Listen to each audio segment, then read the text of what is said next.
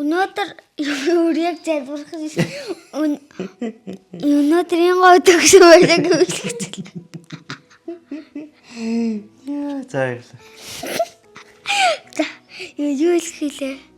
Өнөөдөр ааман бит хоёрт Библи уншиж өгч байгаа. Аав маань Чисон гэдгийг унших цагаа. За, Чисон гэж. Авраамыг гэсэн Бурхны хайр агуу байлаа. Очсон шинэ газарт нь тэр түүнд тусалж дэмжинд итгэдэг байваа. Энэ бол шимтэй ногоон өвс тунгалаг сайхан усаар баян нутаг байлаа.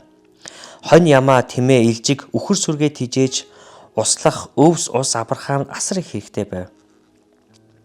Лот ч бас авга ахынхаа айдлаар хонь ямаа үхэр олонтой байжээ. Түүний мал сүрэгтч бас ус ургамал их шаардагддаг байв. Авраам Лот хоёр хоёулаа мал сүргээ маллах, тус тусын зарц туслах хончин малчинтай байваа. Гэвч үхэр хонин сүргийнхэн тоо толгой олширход Авраамын малчид Лотын малчидтай хэрэлдэж маргалддаг болов гэж.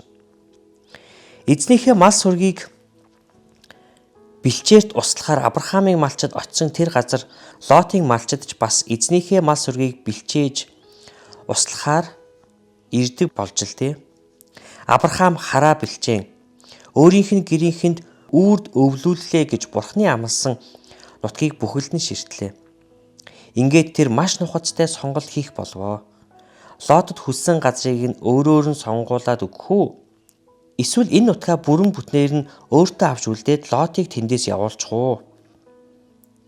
Бүх гэрийнхэнд нь энэ газрыг өгөхийг Бурхан хүссэн гэдгийг Авраам сайн мэднэ. Тэд газраа булаалдан тэмцэлдэх биш, Бурханыг магтан хүндлэх учиртай. Тиймээс Авраам Лотод хоёулаа ах トゥ хүмүүс энэ газар өргөн удам чи амьдран суух газраа өөрөө шилж сонг гэлээ.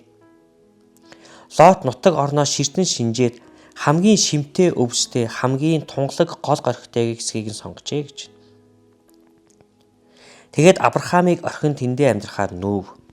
Бурхан Авраамтай ярин амлалтаа дахин тунхаглаж эргэн тойрноо хардаа чиний хараа хүрэх бүх нутгийг би чамд чиний үр удамд өгөх болно.